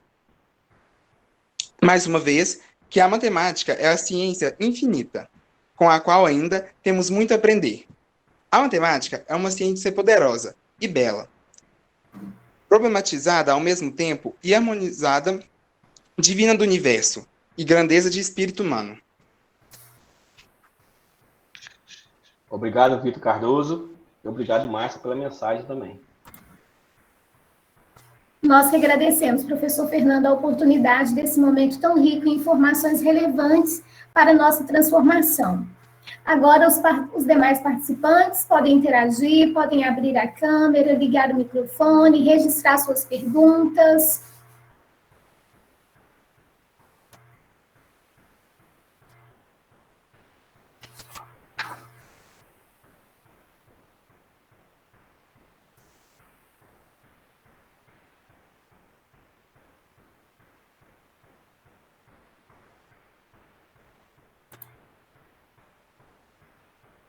Professor Fernando, eu já coloco aqui uma pergunta sobre o que dizer sobre a visualização de dados do Covid-19, né? Uma vez que eles são dados ainda de um evento não controlado, de algo que ainda não apresenta um início, meio e fim.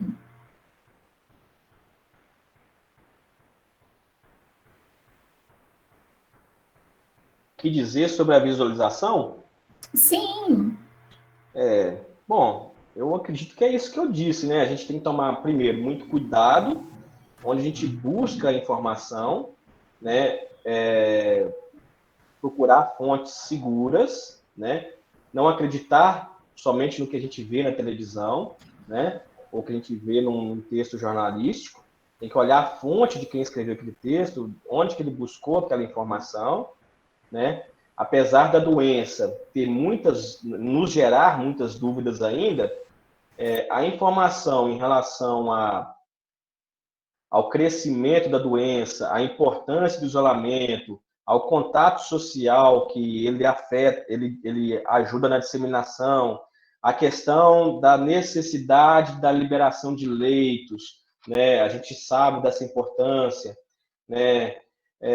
Apesar da gente não conhecer a doença totalmente, né? Vamos dizer assim, não saber ainda o que cura essa doença, na verdade, porque até que conhecer a doença, eu já acho que os cientistas, o Newton colocou aquele dia, eles conhecem tudo sobre o vírus, né? Agora, o que a gente não conhece de fato é como acabar com essa doença, né?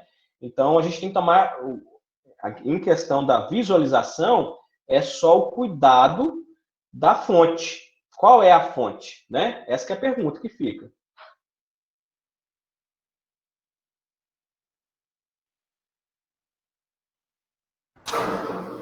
Sim, professor Fernando, obrigado. O aluno Eudler, ele tem uma pergunta para nos fazer? Pode sim, Eudler, pode ligar o microfone, pode interagir conosco. Alô, boa tarde, estamos escutando? Boa tarde, estou escutando. Então, primeiramente, obrigado, né, pela palestra, pelas informações que você trouxe aqui. E eu queria saber de uma coisa. Você acha que os dados que a gente tem hoje sobre a pandemia, eles são muito superestimados? Porque, assim, a gente está vendo sempre, né, assim, está cada vez mais crescendo, fiquem em casa e tal, mas você acha que, de repente, o alarde que a gente está tendo e a pandemia realmente é isso tudo que a gente está vendo? Ou às vezes é menos, ou às vezes é mais ainda do que a gente está vendo?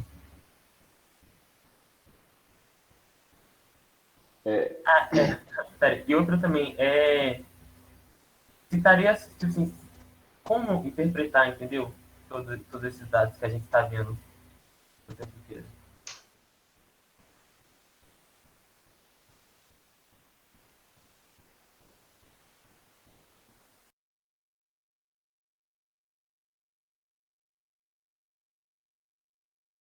Desculpa, estava desligado, eu estava falando aqui.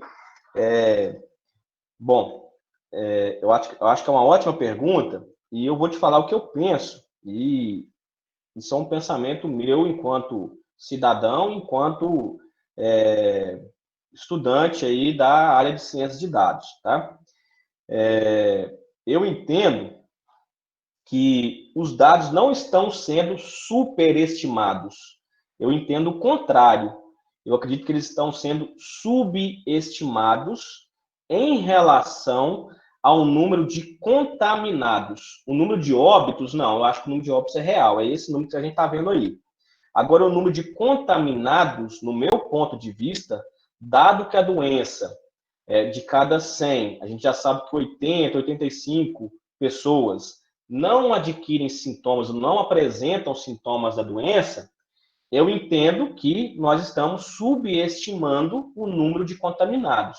E a conta que eu faço, isso é uma conta minha, não está baseado em informação 100% real, porque isso nunca estará nesse sentido, é que exista, pelo menos, para cada confirmado, 10 com anticorpos. ou 10 que tiveram a doença e não apresentaram sintomas. Isso significa que, se nós estivéssemos fazendo testagem em massa, o número de contaminados seria muito maior do que a gente visualiza hoje. E aí, quando você pensa assim, eu tenho que ficar assustado com a Covid-19, eu entendo que sim.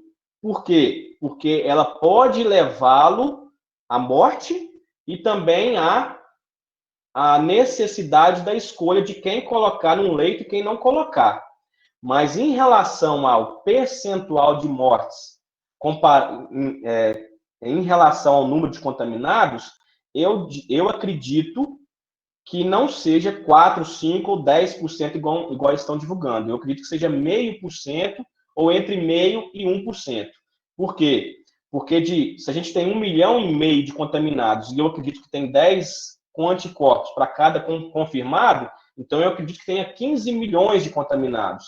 E eu tenho certeza aí, na minha visão, que o número de óbitos é aquele que é divulgado pelo cartório, porque aquilo lá é de informação obrigatória, né, cerca aí de 60 mil contaminados, então eu confirmo isso que eu acabei de falar. Menos de 0,5% dos contaminados estão morrendo. Né? Agora, isso é resultado do isolamento, mesmo que feito de forma precária. Porque se a gente não tivesse isolamento, você veria aquela curva que eu mostrei no meu slide, de um crescimento muito alto de contaminados, talvez maior do que 15 milhões de pessoas ao mesmo tempo, né? Uma pessoa contaminaria muito mais pessoas do que está contaminando hoje, e o número de pessoas que necessitariam de um leito de hospital seria muito maior. Né? Então, a gente teria vivido aí uma explosão de falta de leitos já muito antes há 2 meses atrás, e estaríamos vivendo aí um caos muito pior do que a gente vive hoje. Então, você deve sim ficar isolado, deve sim acreditar que é importante o isolamento, e eu entendo que essa é a única certeza que a gente tem, né? O isolamento salva vidas, ponto.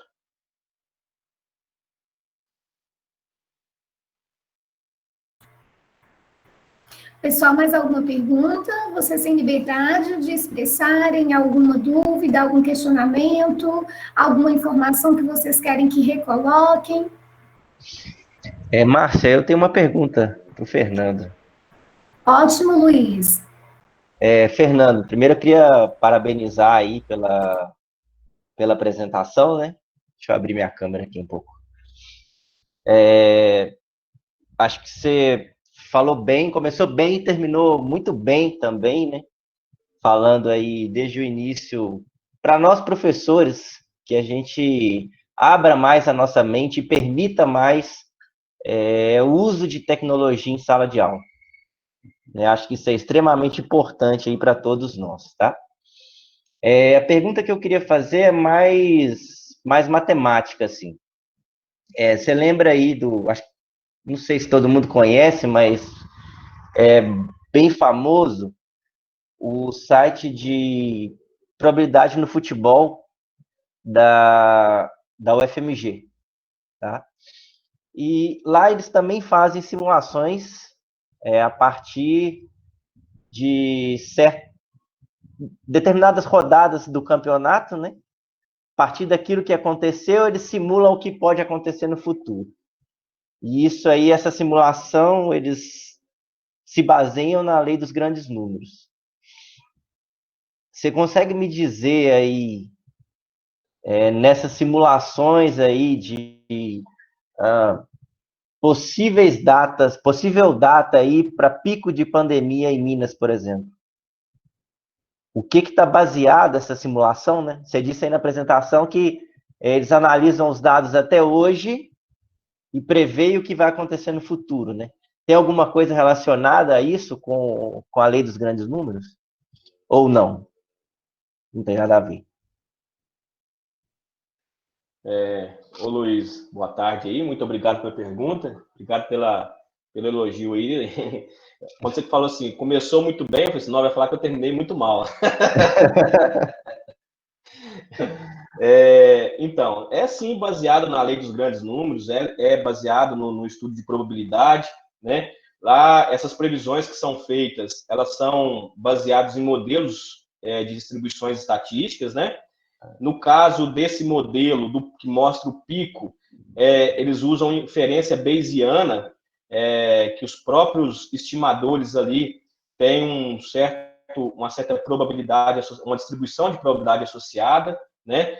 E todas as informações da modelagem, como que é feita, qual é a distribuição que estão utilizando, tudo isso aí eu gostaria de destacar, é código aberto, né?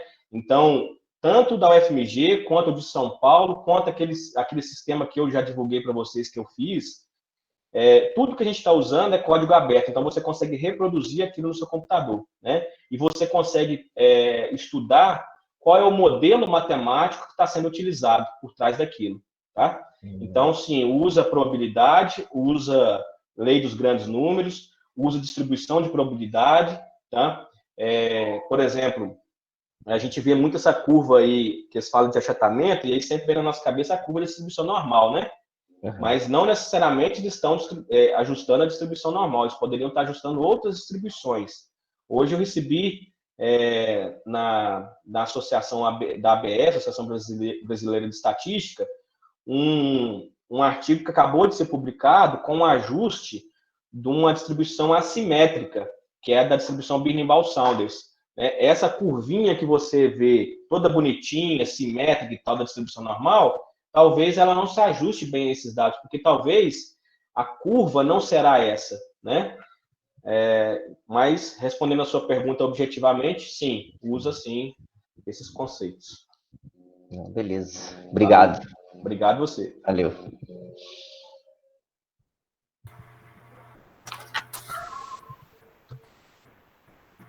Pessoal, nós ainda temos tempo para mais uma pergunta.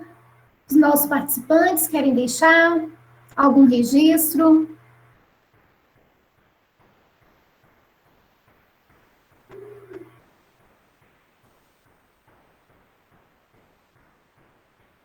Professor Fernando, o senhor já ressaltou a importância da matemática para as várias áreas da formação do conhecimento, mas destaca um pouquinho mais sobre a sua paixão pela matemática, o seu carinho por essa ciência.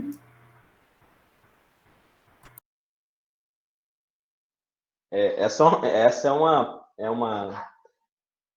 Nós, professores, somos apaixonados, volto a repetir aqui, pelo que fazemos, né?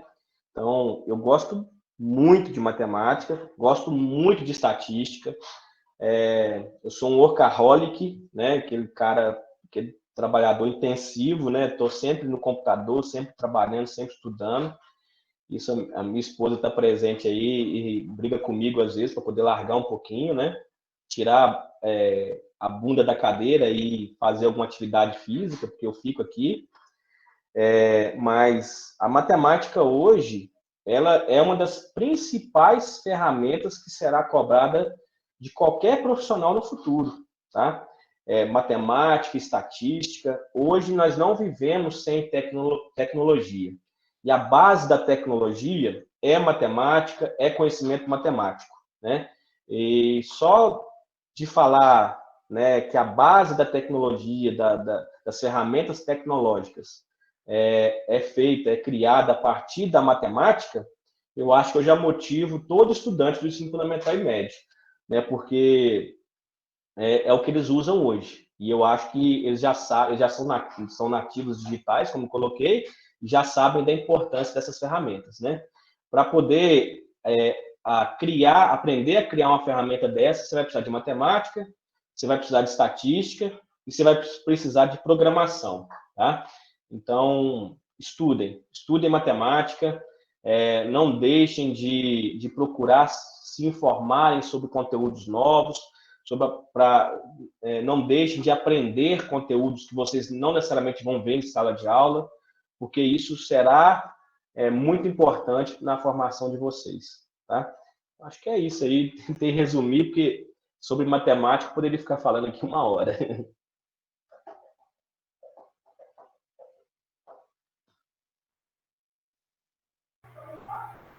Certo, certo. Professor Fernando, o aluno Rodrigo, ele perguntou se o senhor poderia disponibilizar o link do código-fonte. Ele tem interesse em estudar a forma de criação destes dados e estudar a partir daí programação, a partir desses dados. Sim, como eu já falei aí na apresentação, eu acho que eu falei bem no início, todos os dados, inclusive os meus slides, eu só trabalho com ciência reprodutível. Tudo que eu faço, eu inclusive sou um crítico em relação a algumas ferramentas que a minha instituição disponibiliza para a comunidade acadêmica. Por exemplo, a gente tem aqui, a Márcia conhece, um sistema chamado PVANet, onde a gente coloca, por exemplo, vídeos de aula, listas de exercícios, etc. Eu nunca utilizei. Eu não utilizo. Por quê? Porque eu não sou favorável ao fechamento da ciência. Eu, como servidor público, entendo que eu tenho que receber para poder divulgar a ciência. Então, tudo que eu faço como uma ferramenta reprodutível, né? E os meus slides, todas as figuras, todas as fontes que eu utilizei estão citadas. E o próprio slide é de código aberto, está disponível no GitHub, e eu já apresentei para vocês no início, vou mandar para a Márcia também, caso alguém não consiga baixá-los através do QR Code que eu apresentei, mas eu vou deixar o QR Code aí para, caso esse aluno que pediu, possa fazer a leitura dele e baixar no seu celular essa apresentação. Basta apontar a câmera para cá, que você vai encontrar os slides. Encontrando os slides, basta clicar aqui nesse código-fonte, que você vai entrar na página do GitHub, onde está hospedado esse slide, e poder entender como que é feito. Eu escrevi uma linguagem chamada R Markdown, que é uma linguagem também que está sendo muito divulgada hoje na área de ciência de dados, e é uma linguagem muito simples de ser aprendida. Tá? Professor Fernando, a aluna Júlia, ela também traz uma dúvida com relação ao número de mortes e a subnotificação. Muitos casos que não são incluídos por falta de testes, de comprovação mesmo sobre a doença.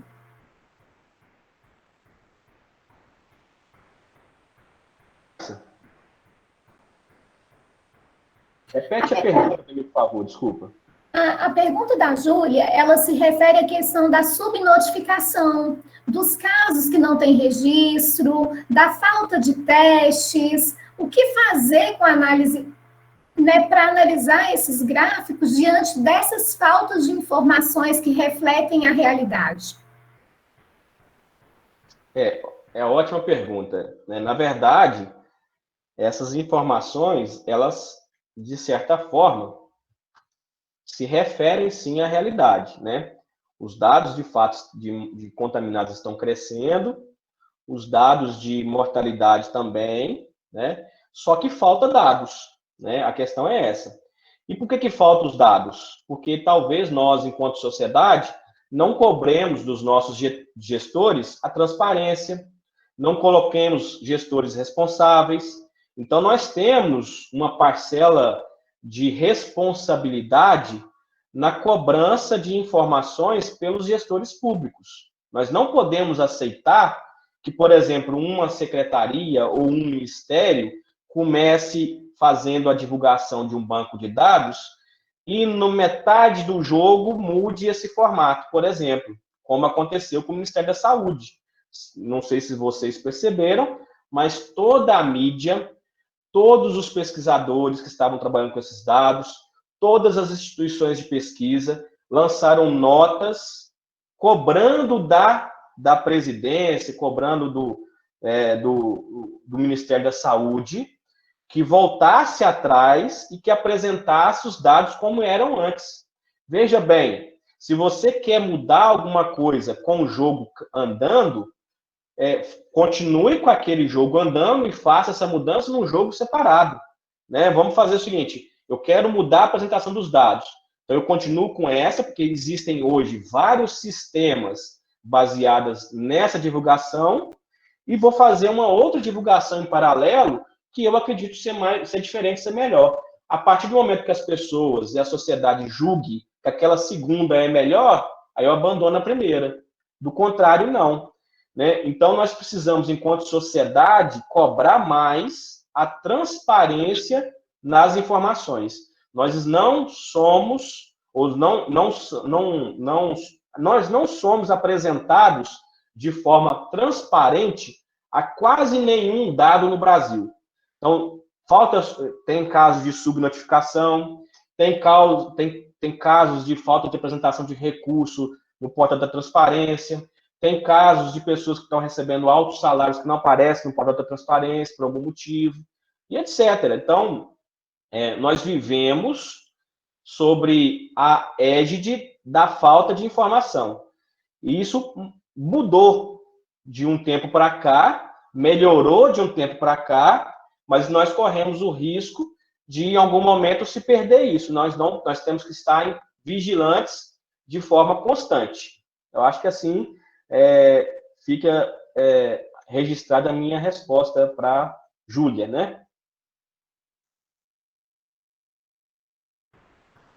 Certo, muito obrigada mais uma vez, professor Fernando.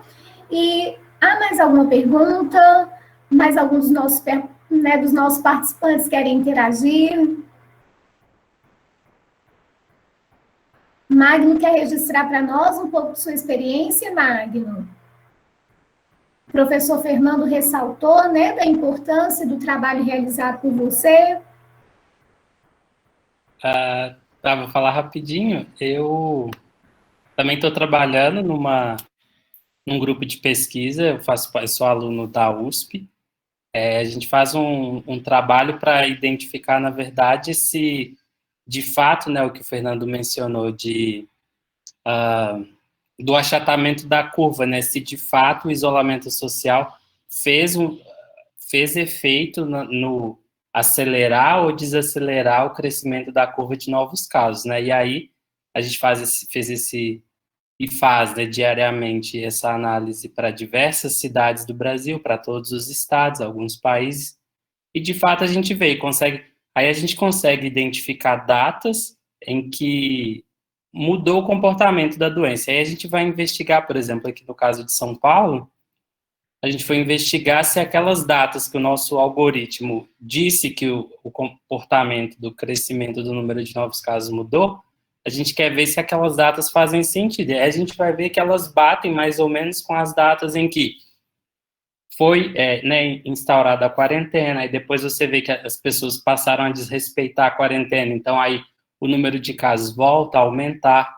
Então, tudo para ver que faz sentido e que a gente, né, reforçando o que o professor Fernando falou, a gente tem que ficar em casa, né, enquanto a gente pode, respeitar a quarentena, e em breve isso vai passar.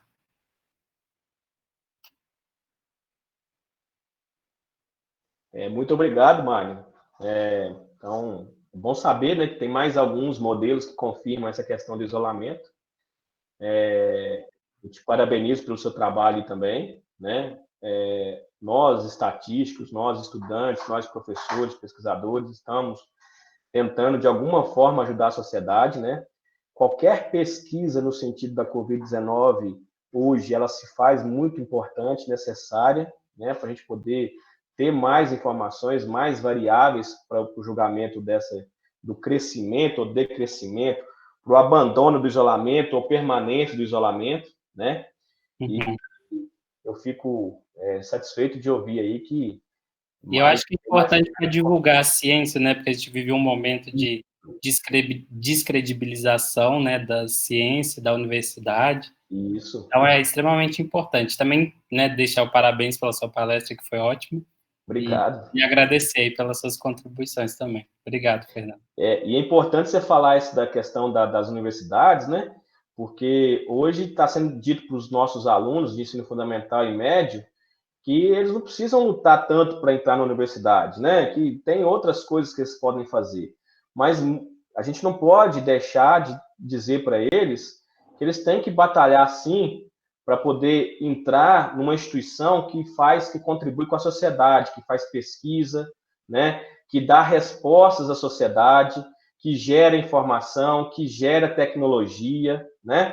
Então, a Universidade Brasileira é a instituição que mais faz pesquisa no Brasil, né? Que mais gera tecnologia no Brasil. Então, não deixem de lutar por essa vaga em instituição de ensino superior, né? E confiem nos pesquisadores das universidades. A gente está tentando fazer o melhor para a sociedade, né?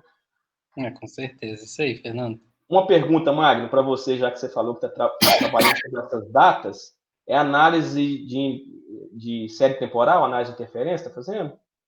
Não, a gente está usando o Spline para ajustar a curva de crescimento, né? A gente faz uma suavização para pegar a média, né? Do número de casos diário e tenta ajustar essa curva, e aí a gente vê em quais datas em que, por exemplo, a inclinação da curva muda.